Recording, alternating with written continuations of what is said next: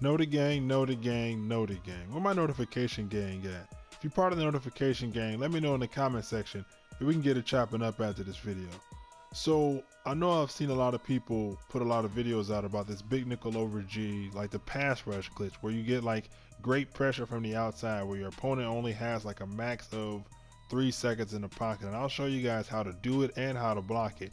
But there's also other ways that you can get it from other formations, like the same little great pass rush from the outside. And if you're on the 4-3 playbook, you can get it from the 4-3 under. And if you're on a 3-4 playbook, namely just the Giants playbook, because that's the best 3-4 playbook in the game, you can get it from the 4-4, which I think is actually pretty good, because the 4-4 is actually going to give you some good run stopping ability, and you can get good pass rush by utilizing this pass rush situation. So we're going to just go ahead and start off by using the big nickel over G. You can obviously do it from any formation. I'm going to start off by doing it with the cover 2 real quick. We're going to just go in a simple play like Y stick. Now, if you're new to this channel and you find this video useful, hit the subscribe button, hit the notification bell so you never miss an upload. So I'm just going to show you guys the setup. It's very simple. You want to base align, triangle or Y, push the D-pad to the right. You want to pinch your offensive line, hold L1 or LB, and then press the D-pad down, and then you want to slide them to the outside. Hold L1 or LB and then pull the right stick up. That's going to get you the pass rush if you hover over the center. So you see here the way those tackles in the offensive line is blocking is like the little white blocking angles are coming like 5 yards and 3 yards deep into the outside. But once you move in and hover over the center, those blocking angles change. You see that? So what I'm assuming is the reason why this pass rush is going pretty good is that once you hover over the center, the offensive line blocking angles change, which allow this specific setup to allow those blitzing angles to get good pressure on the outside. So we're going to go ahead and count it and see how long it takes for them to get home. So we go ahead and run the play. 1 Mississippi, 2 Mississippi, 3 maybe 3 seconds. You can say that was 3 Mississippi, but 2.5 seconds, 3 seconds. We're going to run it again. Same setup. It's very simple. I do it in like 2 or 3 button presses. You can get it down. Go ahead and run the play. 1 Mississippi, 2 Mississippi, 3. I mean, you guys, I can run it over and over again. This time I'm going to run it. I'm not going to count, but you see how fast that pass rush is going there? So this time I'm not even going to count. Just going to let you guys take a look at the pass rush, and it gets there pretty quick. A lot of times, most of the time, it'll be one defensive end that comes through, but you can get it to where, depending on your right defensive end or right of screen defensive end, you can get that guy to come in too. So now I'm just going to run just a normal pass rush. I'm not going to do anything. I'm just going to let the pass rush run, and we're going to count it up. 1 Mississippi, 2 Mississippi, 3 Mississippi. Oh, it was actually pretty good from that time right there. That was actually pretty good. Let's go ahead and run it again, just without, maybe this is just a glitchy formation in general. 1 Mississippi, 2 Mississippi, 3 Mississippi, 4 Mississippi. Okay, maybe was I speaking a little bit too fast? But anyway, I know you guys have seen this on YouTube, or at least in head to head. But how you block it is, if you see your opponent running this, how you block it is you run a play where you have play action blocking. So we're gonna run PA tight end wheel right here, and you don't have to actually run the play action. You can cancel it out, but by having play action blocking, it's gonna, let's take a look at the blocking here. You see how the blocking is different from the first one? Now the linemen are like straight up. So you can run a play action play, you can block the running back, you can cancel it out, and they won't get the crazy pass rush. You'll still have to figure out if your offensive alignment is better than that defensive alignment, but you're not gonna get that crazy pass rush. You see here, you see how they get pushed out?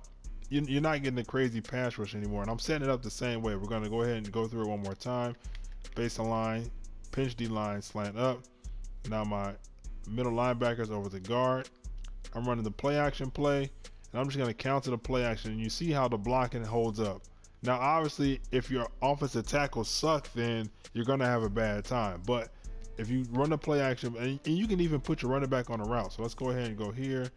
Let's see, where is he at? Right here.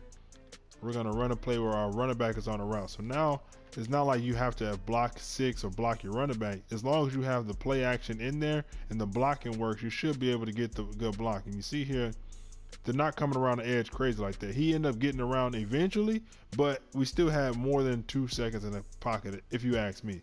So I told you guys that we have it from other formations. So from the 4-3 over, you can get it from just about any player. We're going to run the cover 3 weak sky press. Let's come out here and the same play, spread wide slot, and let's run Y stick. So the setup is pretty much the same as the first one. Base align, pinch your D line, and then slant them out. Now this defensive end Flowers is going to be the one that's going to come through. You see the pass blocking here. You just come up anywhere in the line, and now you see that pass blocking lanes change. You come in here, you call the play.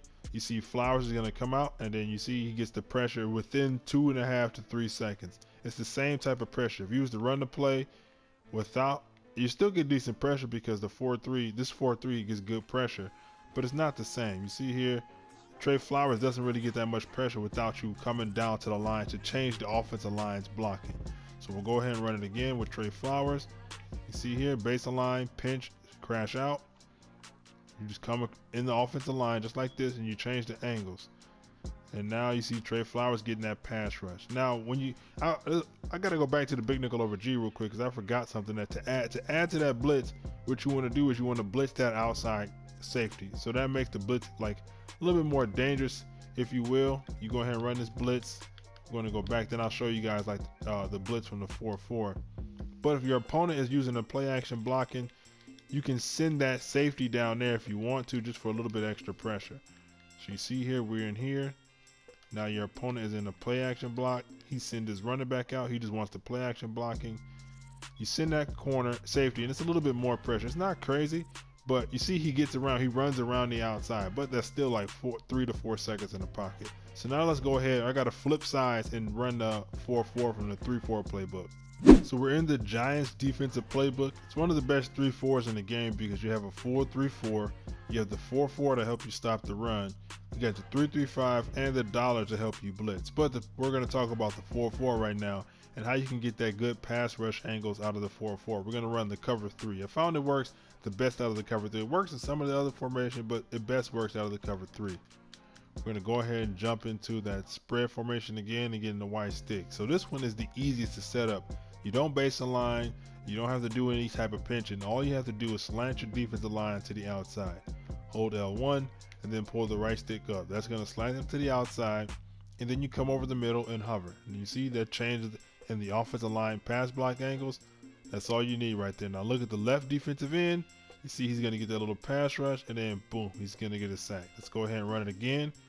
All you do is slant your line to the outside and then hover over the center. It's very simple. I like this one better than, actually I like all of them, but the 4-3 and the 4-4 actually work pretty well to me because you're going to get good ability to stop the run. You got linebackers on the field to help you stop the run instead of just safeties as you did in the big nickel over G. One more time, slant them to the outside. Go ahead and get in here and get those pass blocking angles to change. You're going to get that pass rush. Oh, the pass rush is a little bit different that time. It didn't come through. Maybe not, maybe it's not 100% of the time it comes through. We're going to run it. Let's run it 2 more times. Maybe my positioning. Maybe if I'm directly over the center, it changes. I'm still experimenting with this as well. So that time it seemed to work. That time it seemed to come through. Maybe if I'm on, maybe it depends. You have to be on directly on the center. Because this time I'm coming. Let's say we're on a little bit on the right side of the center. Oh, it came through. Okay, maybe that one time was a glitch. Now I'm just going to show you what this 4-4 pass rush looks like without any adjustments. See here, I'm not really adjusting anything, and the pass rush is actually pretty decent, but it's still not going to get around as fast as the first setup did. The little glitch pass rush setup did. Run it one more time. You get decent pass rush from the edges, but it's not crazy like it was before. That's a whole little come around. You can just run straight through the gap. If you got a mobile quarterback, you got McNabb or Vic, all you got to do is run straight through that gap. Whereas you run this setup, now you don't have that big of a gap to run through. You can run straight up through the middle, but the middle, you're gonna run straight into the middle linebacker. But that's it for this video, guys. If you learned something here, you're able to use this in your scheme. I'm pretty sure everybody's able to use it in a scheme.